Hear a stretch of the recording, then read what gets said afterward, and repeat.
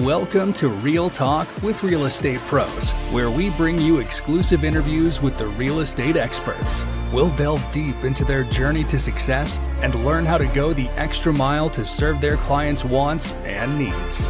Let's dive in. Here's your host, John Money McKinley. Good morning, everyone. John Money McKinley here on another edition of Real Talk with Real Estate Pros. We got a great show lined up for you guys today. I have a special guest. His name is Greg West, and he is an expert in the wonderful world of credit. And I'm sure a lot of us have noticed lately with all the wonderful economy that we're in, credit seems to be on the top of mind of everybody. But before we dive into this, because we are going to be diving deep into credit and finances on the show today, and please remember, this is a live show. If you'd like to, please go ahead and join into the chat, make some comments, ask some questions. We'd love to answer your questions, and please like and subscribe to my channel. I'd greatly appreciate it.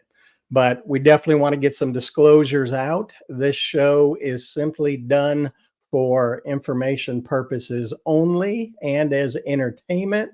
Nobody here is offering any solutions or problem-solving advice for any health, science, or credit issues you may have. This is all for entertainment purposes only. Should you have any questions on your finances or financing, please consult an expert for that. With that said, Mr. West, welcome to the show. Thanks for having me. Thank you very much for being on the air. And I know that you have been in the wonderful world of helping people with their credit for over 20 years now. Is that correct? Yeah, close to 30, probably. Yeah. Wow. Yeah. Since the early 90s. Yeah, I know. Just for full disclosure here, it was in the 90s, early 90s, actually, when I first met Mr. West. And that's how we started communicating together, because I've been involved in the wonderful world of real estate and finance since the 90s. And Greg was a credit expert I knew back then, and he's still doing this, which with all the changes we've been through, there's been lots of credit guys come and go. And Greg is still here with us. Why don't you tell us a little bit about you, Greg, and give us a little bit of background on what you have going on and what you've been able to do, and tell us a little bit about your business, please. Sure. And to reiterate what John said, I'm not a financial advisor.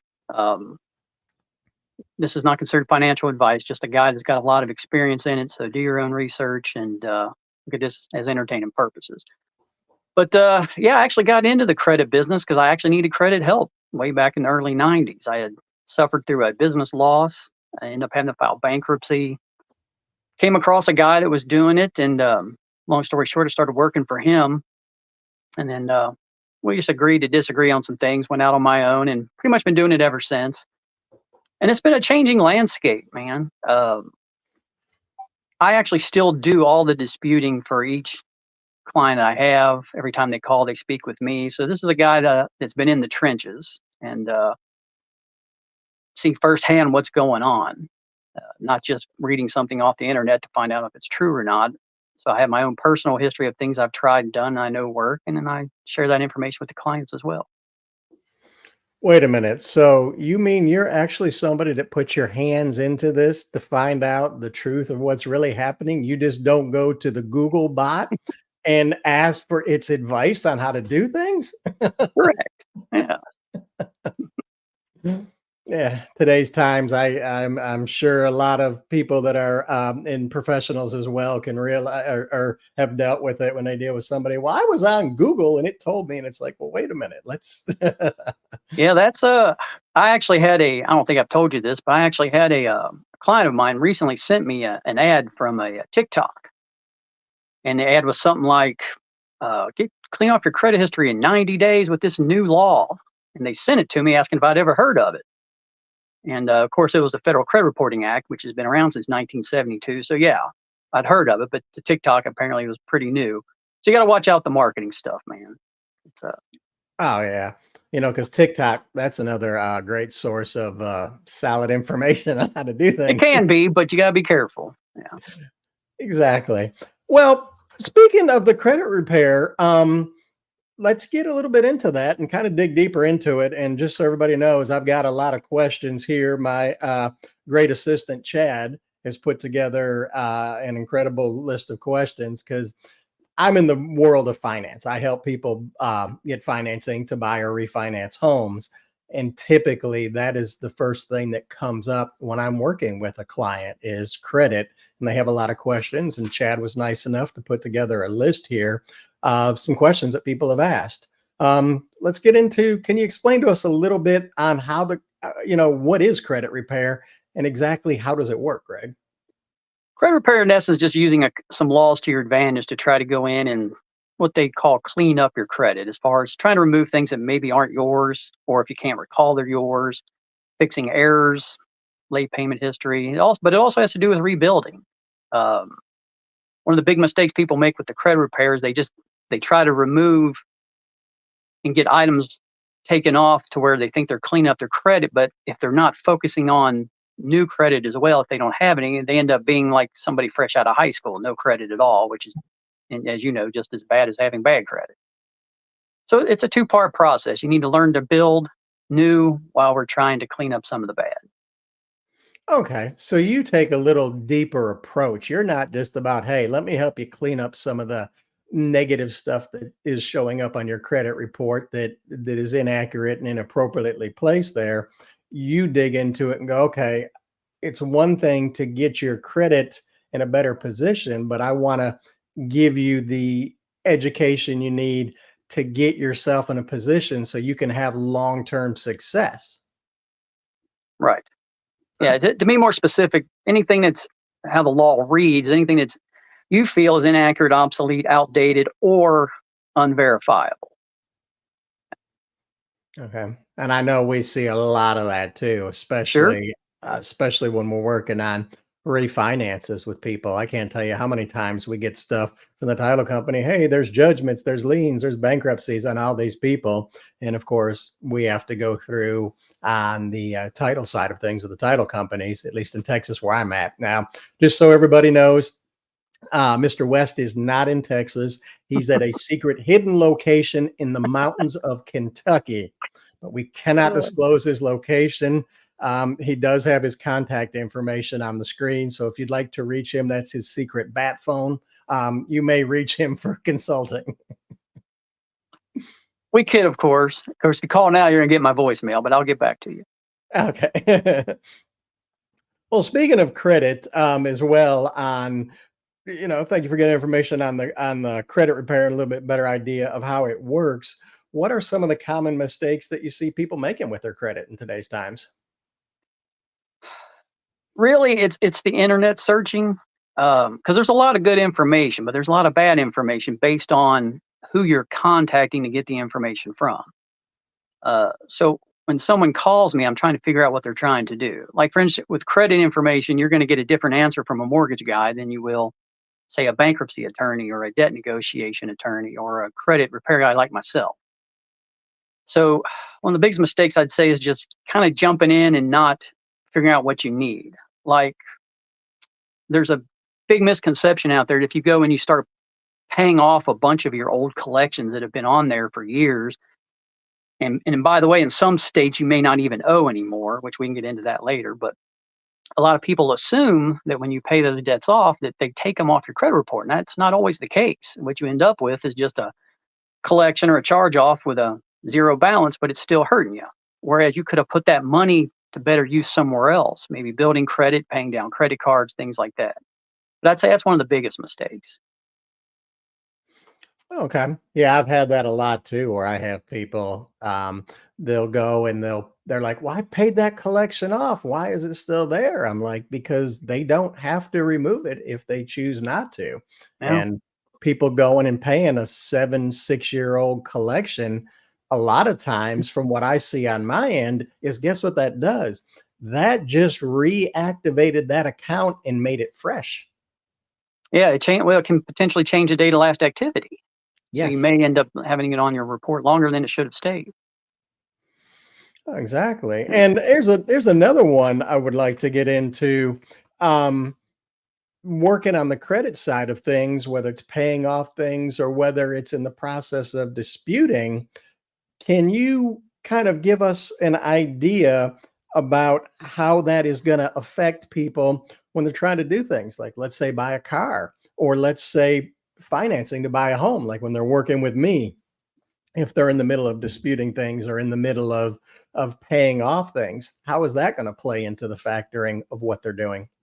Okay, that's a good question. I actually get that a lot with my clients. Because I put a disclaimer in my agreement with them that they should not be pulling their credit, but mainly it's because every time you get an inquiry, it does lower the score.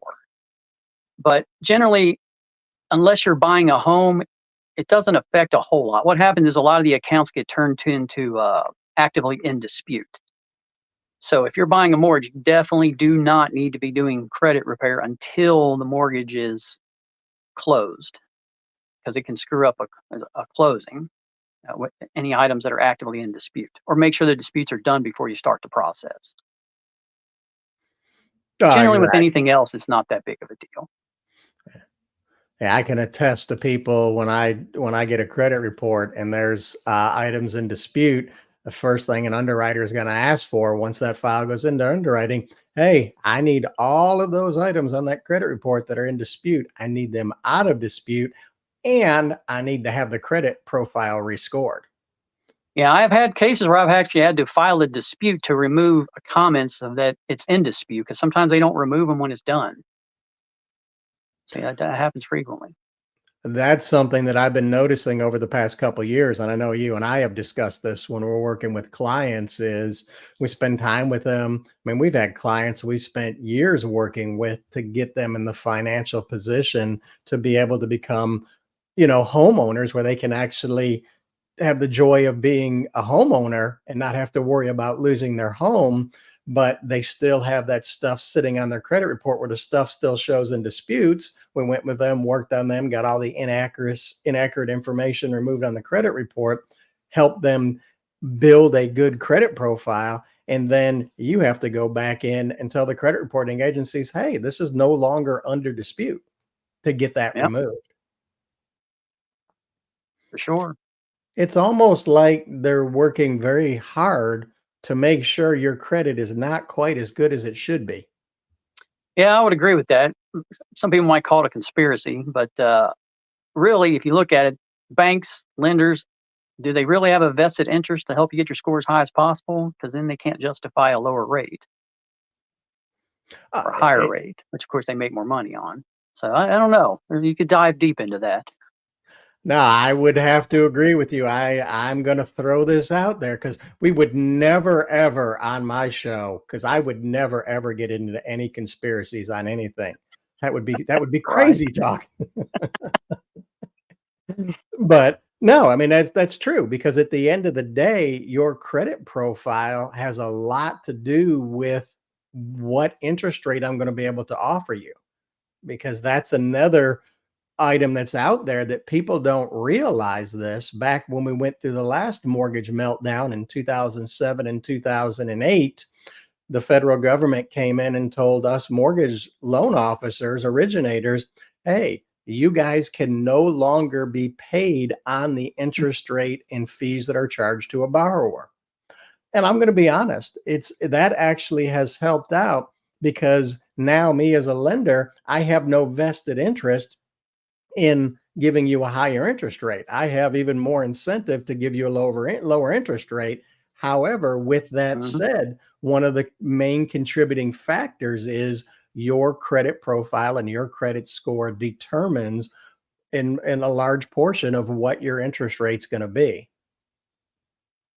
Yeah, And that's why I stress to people, hey, you've got to have the highest credit scores possible, especially in today's times when we're in the wonderful time of elevated absolutely. interest rates. Here's another good question. Tell me how somebody with poor credit is gonna a poor credit score is gonna impact somebody on their financial life in general? I mean, kind of dive deep into that if you would, because we know it's more than just the credit itself. There's a reason their credit is got some dings on it. Right. Well, I tell you, it's slowly getting to a point where it's impacting everything. It used to be just the scores affected like your rates on loans or getting approvals, but now it's diving into it's starting to affect some car insurance rates, your jobs, certain especially if you're in like security, military, some government, where you can potentially not get promoted based on your credit history.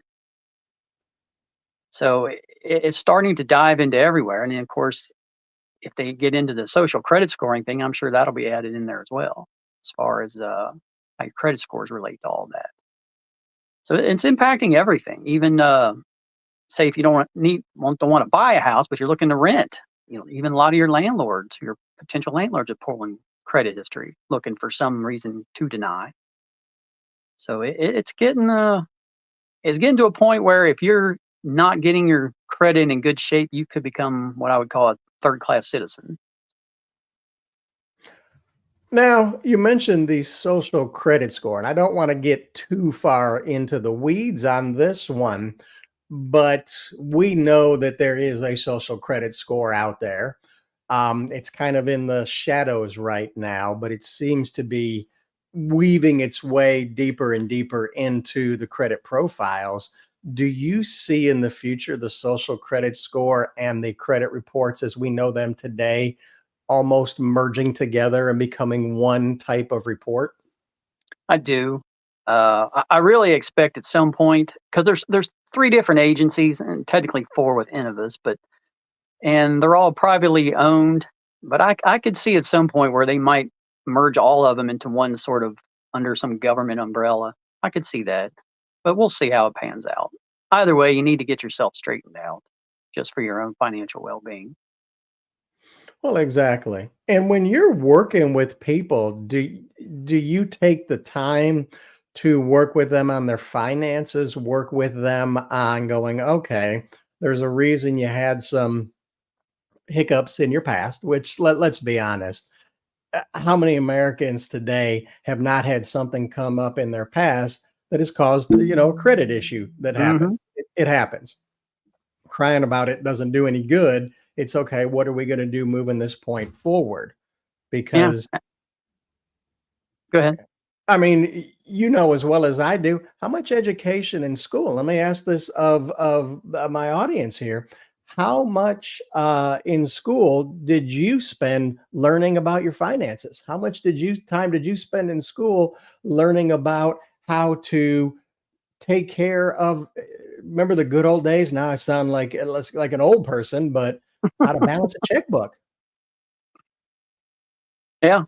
Well, I dive a lot into it quite a bit. That's one reason I did the financial advisor disclaimer, because this is basic stuff we should know. Um, Almost weekly, I'm speaking to somebody who, when I mention the word budget, they really don't even know. I'm like how much money you have left at the end after you pay your what I call your fixed expenses. They don't know. Uh, and then you have those that are never reconciled a bank statement, so they know what they still have outstanding coming in. So the budgeting is huge, and I do go through that because if you take the time and spend the money and go through and fix your credit up, all it takes is one 30-day late or one collection because you didn't have the money because you spent it and didn't have it budgeted out, and you can go backwards 100 points and you're starting all over again. Because the more recent a derogatory, the more damaging it is. That's why you can have perfect credit for 20 years. You get like this little collection that you forgot about or a 30-day late, and you've lost 100 points. It's not fair, but that's the way the system works. I have a borrower that I just helped him and his wife be able to buy their first new home. They were so excited about it. They were so happy. It took about 6 months. It's a brand new construction home with a fantastic builder that I work with. They build an incredible, affordable home, which in today's times, that's almost a rarity now versus a normal. Um, and I felt so bad when I had to get an updated credit report. And he had a small, I want to say $50 collection pop up. and take his credit score from the 730s to just below 640. I'm Yeah. talking less than $50 collection. And I'd like to make a, because you were talking about earlier about the common mistakes people make. One of those, I call it the mistake on principle.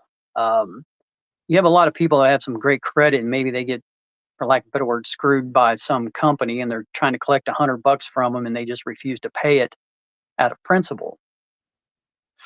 You're probably better off just paying it and trying to fight it later, because once that hits your credit, is it really worth? Is that $100 really worth the damage that's being done? Because that happens a lot, especially with uh, returning equipment, gym fees where you break contracts, things like that.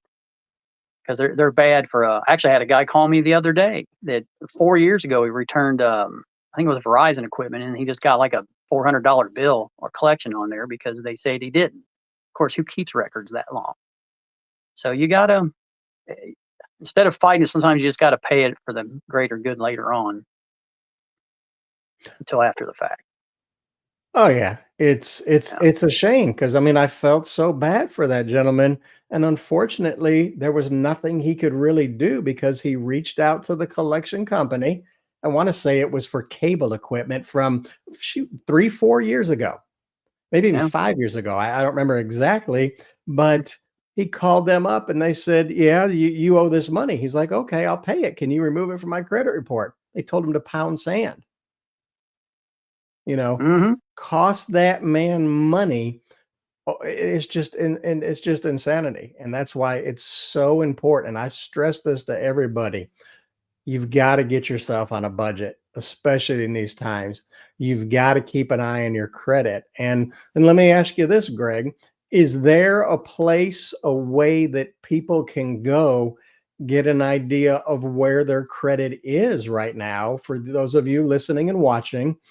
Is there a place where people can go to get a copy of their own free credit report so they can have an idea of even where they stand? Because a lot of people don't know. Absolutely. Yeah. There's several places. The one place that was put that I recommend is annualcreditreport.com. Back years ago when they did the FACT Act, the credit agencies had to come up with a place to where you're entitled to a free credit report once a year. And actually online, I think they're doing a weekly now, first because of COVID, now because of financial times. But annualcreditreport.com. Now I prefer paper copies, and because when you get online, you can get in there and print it off. It's probably gonna be 50 pages long, and they overload a bunch of information you don't need. But on that same website, you can download and print off and fill out a paper form, mail it in, and then you'll get a genuine paper copy delivered to your home, which is good to keep on record anyway. Or you can call, I think it's 877-322-8228. That's the same number, and you can request them and have them mailed that way as well. But that's the only legitimate free place I would get them from, because you'll get the full reports. I Uh-huh. know there's places like Credit Karma and them that offer free reports, but they're dated, and a lot of times, and I'll probably end up getting to this later because there's always a question with Credit Karma. The scores on Credit Karma are not correct, which I can get into later, but also they hide the items that have zero balances. So you may have some collections and things on you're not even aware of because you paid them and you think they're gone, but they're not. So always request the paper copies. That's where I would go. Okay. And I know there's a ton of sources. I get people all the time. Well, I went to this website. I went to that website, and thank you very much for giving us that information on the annual free credit report. Because let's be honest, if there's somebody offering you something, they're typically trying to sell you something, especially when it comes Absolutely, yeah. credit report. Yep. And I have this happen a lot in my business. Well, I went to my credit card company and my website here, and they gave me my credit score, and it's an 824.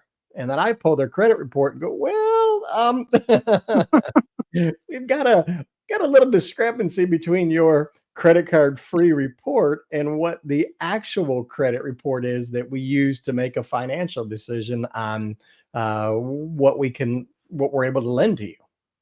Yeah. A lot of that has to do with There's different FICO models, whether you're buying a house or a car, but primarily, like I know for sure, Credit Karma, Credit Sesame, and Credit Wise, which is through Capital One, they give you what's called a Vantage score, and it's a completely different model than FICO. So you're not even going to be in the you can have anywhere from 50 to 100 point difference either way.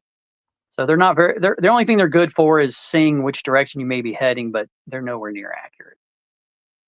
It's almost like they're trying to create a turmoil Confusion. between the people lending the money and the people borrowing the money going, "Is that lender Sure. screwing us?" Yeah, exactly. Yeah. It makes it difficult. I always tell this to folks, especially when we're dealing in the home buying process. I'm like, look, when the federal government does things in our industry and tells you they're doing this stuff to help you and make it easier for you, it's usually a lie. It's it's usually winds up being more difficult for everybody involved in the process. And anybody who's Usually, yes. yeah, anybody who's been involved, any of my real estate agents that are listening to this that have been involved and have seen the wonderful changing between, we used to have a nice form called the HUD settlement statement that was a very easy statement for both buyers and sellers to read and understand. The federal government didn't like that, and they changed that after the Great Mortgage Meltdown and came out with an incredible document that is so user friendly and easy to understand called a closing disclosure. And it's a complete, how should I put it, joy to work with, sir. I don't want to upset Right. anybody in the federal government, because I know all of my viewers and listeners completely trust and love our federal government Oh, sure. as well as you do, sir. Absolutely. But well, let me what I'll do is I've got one more question for you here, and we're already approaching the top of the hour. I can't believe we've gone through this show so quickly. I definitely would love to have you on again in the future, because I think you've given us a lot of great information, Greg. But let's throw something out there for young adults. Why don't you give us some advice that you can give the young adults with basically new credit history, so they don't have to get to where they're in their late 20s, early 30s, really thinking about settling down and buying that first home and going, oh my God, my credit's a nightmare now because nobody showed me what to do. Nobody taught me. Absolutely. Yeah. And I can give you this information. I know 100% fact it works because I did it with my own three daughters. I've got daughters that are 28, 25, and 22. All of them have over 700 credit scores. And because I just taught them what to do from the get go. First thing is, do not let anything go to collection. A lot of young people, they get easy credit in the beginning, especially if you're in college. They give out the credit cards like crazy to college students, mainly because I think they think the parents will bail them out. But a lot of them get in trouble. They don't hit the 30% interest rates. They don't pay it, and it's collection charge off, and they don't worry about it because they don't need their credit at the time. So here's exactly what I did with all three of my girls. I had all of them first off sign up as an authorized. I had them as an authorized user on one of my longest standing credit cards that had very little balance on it. Now, the reason why you want to use one that's longer, because the longer history helps. You want one with a smaller balance so the utilization rates are low, because utilization on your credit card is 30% of your FICO score. So as soon as I add them to that, I waited a month or two, and then they had a score. And then I had them apply for their own small credit cards. I do like the Capital Platinum Rebuild card. Only reason I like it is because there's no annual fee to carry it. You don't want to pay a fee, just a privilege of carrying a card. And this one will usually give you anywhere from 300 to 3,000 based on your score. And of course, I tell them to use it, pay it off each month, build some history there. And once they're 6 to 10 months into it, then they can get a better card. Discover's a great one. Capital One, because once you get up in the high sixes, you can get some of the better quality cards and then get into the like cashback rewards, things like that. And then this is not as important, but you can do it. Installment loans are a part of your credit history. So having a good mix, at least one of those, whether they're getting a vehicle, because by then, if they have the score, they should be able to buy their own vehicle without a cosigner. But you want to make sure it's a cheaper one, so the payment's not too high, they can't afford it. And then after that, they're kind of off to the races. But that's exactly what I do with my girls, and it's worked well. Great. Well, I Oh, appreciate it. let me add this.